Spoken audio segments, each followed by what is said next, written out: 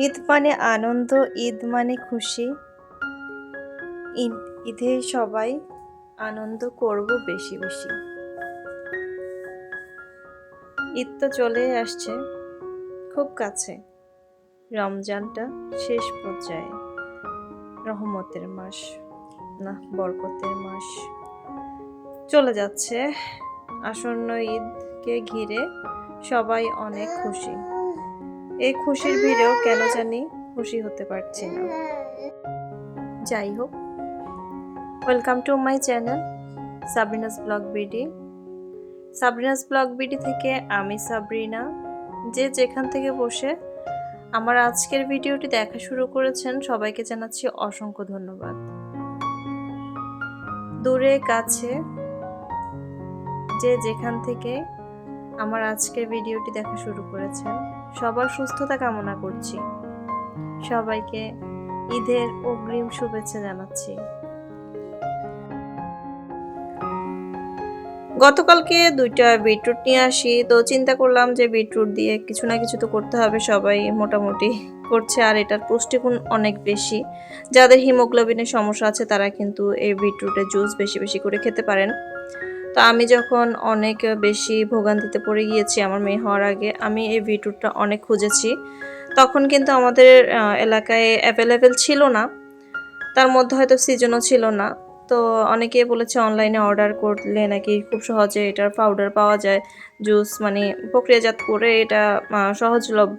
তো আমি আসলে পাইনি, যেটা সত্যি কথা। আমি অনেকটা হিমোগ্লোবিনের অভাবে ভুগেছিলাম, তো যার কারণে আমাকে হিমোগ্লোবিনের স্যালাইনগুলো নিতে হয়। প্রায় 6টা না 8টার মতো আমাকে নিতে হয়েছে। তারপর যে আমার সি সেকশন সম্ভব হয়েছে।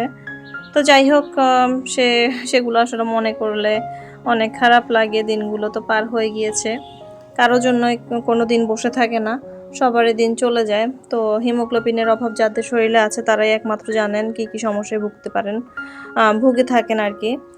তো এদিকে আমি এগুলোকে একদম গ্রেড করে ছাদে দিয়ে এসেছি। ভিডিওতে দেখে বুঝতে পেরেছেন, আসলে ভেঙে বলার কিছুই নেই। তো এসেই টুকটাক, যেহেতু সামনে ঈদ আসছে, তো ঈদকে ঘিরে আমরা সবাই মোটামুটি ঘর গুছানোর কাজ করছি। রমজান আসার আগে যেভাবে আমরা সব কিছু গুছিয়ে নিয়েছিলাম ডিপ ক্লিন করে, ঠিক সেভাবে আবার ঈদ আসছে বলে আমরা কিন্তু সব কিছু আবার আস্তে আস্তে করে ডিপ ক্লিন করছি। আমার পক্ষে না একসাথে অনেক কাজ করা সম্ভব হয় না। এখন আমি লেজি বলতে পারেন। আমি না অনেক দ্রুত কাজ করতে পারি না, আর হচ্ছে যে একসাথে অনেক কাজ করতে পারি না। আমার এখন একসাথে অনেক দ্রুত কাজ করতে গেলে দেখা যায় যে আমার নিঃশ্বাসটা বন্ধ হয়ে যায়। আর এটা হচ্ছে যে আমার মেয়েটা হওয়ার আগে থেকে এই সমস্যাটা আমার দেখা দিছে। তো এর আগেও আমি হয়তো অনেক বেশি কাজ দ্রুত করতে পারতাম না। আসলে সবার অনেকের এক গুণ থাকে না, যে অনেক দ্রুত অনেক কাজ করে ফেলতে পারে। এদিক থেকে আমি পারি না, যেটা সত্যি সেটা বলতে আমার কোনো সমস্যা নেই।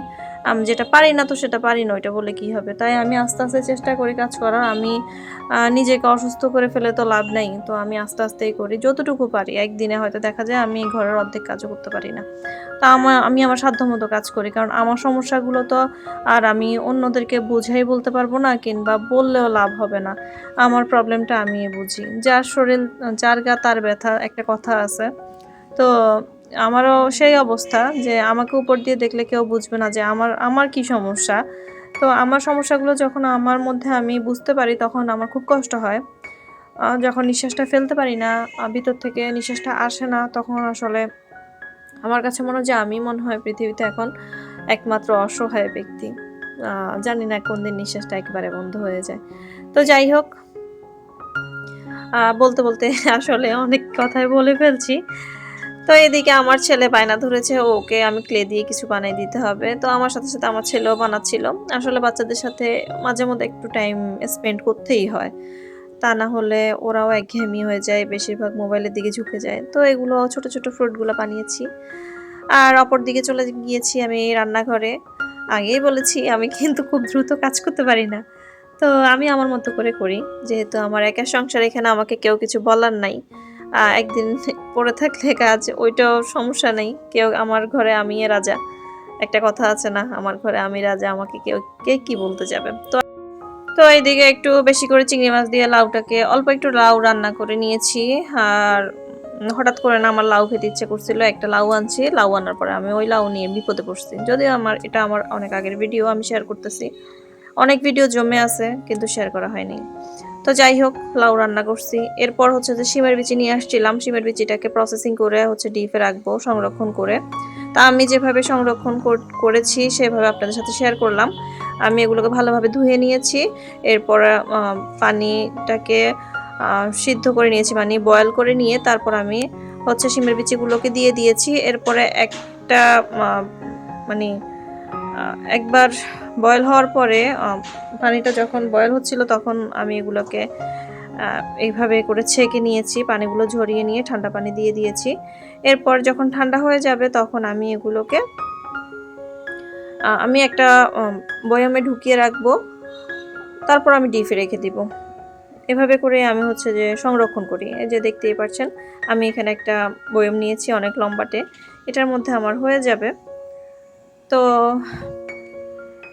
আপনারা চাইলে ছোট ছোট পলি ব্যাগেও রাখতে পারেন, যেভাবে আমি বুট সংরক্ষণের ভিডিওটা করেছিলাম সেভাবে রাখতে পারেন। অনেকেই তো শিমের বিচিটা অনেক মানে অনেক বেশি পরিমাণে সংরক্ষণ করেন। তো আমি বেশি না, আমি এখানে 2 কেজি শিমের বিচি নিয়েছিলাম। তো কিছুটা তো রান্না করেছি আর বাদ বাকিটা আমি ফ্রিজে সংরক্ষণ করেছি। আর এইদিকে হচ্ছে যে পুকুরের মাছ, এটা হচ্ছে বাড়ি থেকে যে মাছ এসেছিল বলেছিলাম সেদিনের একটা মাছ, তো কেটে নিয়েছি। আর এদিকে আমি হচ্ছে যে ইফতারের জন্য কিছু পেঁয়াজ রসুন কেটে নিয়েছি। আর এখানে হচ্ছে আমি যে বিটরুটগুলোকে শুকাতে দিয়েছিলাম ইফতার রেডি করার আগ মুহূর্তে, মানে রান্নাঘরে ঢোকার আগে কিন্তু আমি ছাদ থেকে নিয়ে চলে আসি, পরে আবার খেয়াল থাকবে না, তো এই জন্য নিয়ে চলে আসছি। আর এদিকে আমি অল্প একটু মানে আমি আমার পরিমাণে কিছু ইফতারি ভেজে নিচ্ছি। অনেক বেশি ইফতারি দেখা যায় যে যখন ভাজি খাওয়া হয় না। তো এবার ইফতারের ভিডিও কিন্তু আমি বেশিরভাগই শেয়ার করি নেই। ইফতার বলেন রমজানে তেমন একটা ব্লগ তেমন বেশি শেয়ার হয়নি যতটা ভেবেছিলাম যে শেয়ার করব। আসলে আমরা যা ভাবি তা হয়ে ওঠে না, আমরা যা করতে চাই তা কি করা হয়? কখনোই না। আল্লাহর পরিকল্পনার কাছে আমাদের পরিকল্পনাটা আসলেই কিছু না, আমাদের চিন্তা ভাবনা আমাদের মতোই থেকে যায়। তো যাই হোক, আল্লাহর রহমতের দিন আল্লাহ পার করে নিয়ে যাচ্ছে। তবে এই রমজান মাসে আমার সবচেয়ে মানে বেশি কষ্ট হয়, যেহেতু আমার পাশে আমার আপনজনেরা নাই। তাই কেন জানি আমি আমার রমজান মাসটা আসলে আমার খুব বেশি কষ্ট হয়, যেটা আমি কাউকে বলে বুঝাইতে পারবো না, আর কখনো আমি বলতেও চাই না। যাই হোক, আজকে ভিডিওতে ভয়েস দিতে দিতে বলেই ফেললাম, রমজান মাসটা আমার জন্য খুব কষ্টকর, এবং কি ঈদটাও আমার জন্য খুব কষ্ট। আপনজনেরা কাছে না থাকলে ঈদের যতই আনন্দ হোক, আনন্দটা আসলে ওভাবে ফিল হয় না। উপর দিয়ে হয়তো আমরা দেখাই, কিন্তু আসলে না, আনন্দটা ওইভাবে হয় না। তো এদিকে আমি কিছু একটু বুরিন্দা বানিয়েছিলাম, আমার ছেলে বলেছিল হঠাৎ করে আম্মু একটু বুরিন্দা বানাও, তো ছেলের আবদার পূরণ করেছি। তো ইফতারটা তো শেষ করেছি। আর এইদিকে আমি ইফতার করে নামাজ পড়তে বসার আগে চাটা বসিয়ে দিয়েছি। নামাজ পড়ে চাটা খেয়ে নেওয়ার প্রস্তুতি চলছে। তো আজকে আরেকটা কথা না বললেই নয়, আমার আসলে আমি ভিডিও অনেক আগে শেয়ার করেছিলাম যে যখন আমার মনিটাইজেশন অন হয়, তো খুশিতে আত্মহারা হয়ে আসলে অনেকের নাম নিতে ভুলে গিয়েছি, যার মধ্যে 2 জন ব্যক্তি আমার জন্য মানে কি বলবো নিঃস্বার্থে যে কিছু করে, তার মধ্যে 2 জন মানুষের নাম আমি নেই। একটা হচ্ছে তানজিনা আক্তার, তানজিনা আপু আমার সাথে ছিল। তো ওনার হচ্ছে যে চ্যানেল যে কোনো কারণে নষ্ট হয়ে যায়, উনি আবার শুরু করছে, সবাই ওনার জন্য দোয়া করবেন। আর হচ্ছে যে জিতু ফেরদাউস আপু, ওর চ্যানেল থেকে জিতু আপু নিঃস্বার্থভাবে আমাকে সময় দিছে। তবে এই 2 জন মানুষ আমাকে নিঃস্বার্থভাবে একদম সময় দিচ্ছে, আমি কারো কাছ থেকে এভাবে সময় নেই কিন্তু এই 2টা আপুর কথা না বললেই নয়, ওনারা আমাকে নিঃস্বার্থভাবে সময় দিয়েছে। তো আজকের ভিডিওটা করার আরও একটা রিজন হচ্ছে নিবেদিতা দেব চ্যানেলের নিবেদিতা দিদি ভাই গতকালকের ভিডিও দেখে আমাকে একটা সুন্দর কমেন্ট করেছিল। তো এই মুহূর্তে আসলে আমার পুরো কমেন্টটা মনে নাই, তারপরও দিদি ভাইয়ের একটা কমেন্ট আমাকে আজকের ভিডিওটা করার জন্য ইন্সপায়ার করেছে। সেটা হচ্ছে যে দিদি ভাই জিজ্ঞেস করেছিল যে আমারটা কোথায়, তোমারটা কোথায়, মানে বাচ্চাদের শপিংগুলো তো দেখেছে, কিন্তু আমারটা কোথায়, তোমারটা কোথায়, এরকম একটা কমেন্ট আমার চোখে পড়ছে, যেটা অনেকজনে আমার ভিডিও দেখছে, কিন্তু অনেকেই কমেন্টটা করে নাই। দিদিভাই কমেন্ট করছে, তো দিদিভাইয়ের জন্য আজকে আমার ভিডিওটা করা, আমি কেন নেই নাই। তো দেখতে থাকুন, আমিও বলতে থাকি আমি কেন নেই নেই। আসলে ঈদ মানে তো আনন্দ। ঈদের সময় আমরা যেভাবে থাকি না কেন, সবাই আমরা নতুন পোশাক পরি, নতুন হয়তো ঘরে একটা বিছানা চাদর নতুন বিছাই, এটাই আমরা সবসময় করে থাকি। তো এবারও এর ব্যতিক্রম কিছু হবে না। কেনাকাটা রমজানেই করি বা রমজানের আগেই করি, কিন্তু আমরা কিন্তু মুসলমান, আমরা হচ্ছে যে ঈদের সময় নতুন জামা পরবো, নতুনভাবে ঘরটাকে সাজানোর চেষ্টা করি। তো এটা আমার বেলায় না, সবার বেলায়। তো এই বেডশিটগুলো দেখছেন, এগুলো কিন্তু একদম নতুন, 3টা একদম ইনটেক। আর এখানে ব্যাগ, জামা, 3টা জামা আছে, 4টা বেডশিট নতুন, তার মধ্যে একটা একবার ব্যবহার করেছি। আর এদিকে ব্যাগ। তো এটার গল্পটা বলবো, এগুলো সবই আমার, আর এগুলো নতুন, এগুলো ওই ধরে নিন আমার ঈদের জামা কাপড়। আমি এবার কিছু কিনি নাই, অনেকের প্রশ্ন, যেটা হয়তো আমাকে অফলাইনে যারা আমার সাথে পরিচিত সবাই জিজ্ঞেস করছে যে আমি কেন কিছু কিনছি না, আমি কবে কিনবো। আমার মাও জিজ্ঞেস করছে আমাকে যে আমি কেন নেই। তো আম্মু প্রথমে জিজ্ঞেস করছিল যে বাচ্চাদের জন্য কিনছি, আমার জন্য কেন কিনলাম না, আবার কি বের হব নাকি। তো যেহেতু আমার কাছে নতুন জামা আছে, তাই আমি আর আসলে কেনাকাটা আমার জন্য করি নাই। আর একে তো হচ্ছে যে আমার মন খুব খারাপ, প্রবাসের অবস্থা ভালো না, এটা তো শুনেছি। তার মধ্যে আমার আম্মু আব্বু যেখানে আছে, ওখানেও যে কোনো একটা কারণে আমার মনটা খুবই খারাপ। তো যাই হোক, নিবেদিতা দিদি যখন আমাকে কমেন্ট করলেন যে তোমার জন্য কিছু কিনুনি, তাই আমি দিদির জন্য এই ভিডিওটা করি। দিদি ভাই হয়তো দেখে খুশি হবেন। এই জামাগুলো হচ্ছে যে 2টা জামা, এটা আর সুতার মধ্যে খয়েরি যেটা, ওইটা আমার হাজব্যান্ড যাওয়ার আগে কয়েকদিন আগে আমাকে কিনে দেয়। তো যেহেতু হঠাৎ করে চলে গেছে, আমাদের আর ওইভাবে কোথাও ঘুরতে যাওয়া হয় নাই, আর এগুলোও পরা হয় নাই, তা আমি এগুলো রেখে দিয়েছি।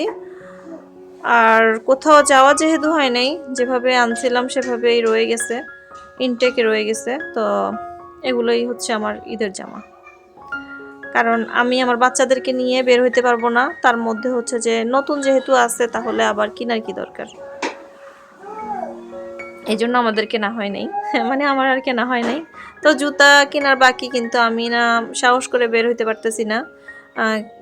ঈদেরও আর বেশি দিন নাই, 2 দিন বাকি। দেখা যাক, রমজানে অনেক বেশি ঝামেলা থাকে আমাদের এদিকে, বাচ্চাদেরকে আমি হ্যান্ডেল করতে পারবো না, তাই আসলে কেনাকাটা হচ্ছে না। আমাদের কোথাও যাওয়া হবে কিনা জানি না। যাই হোক,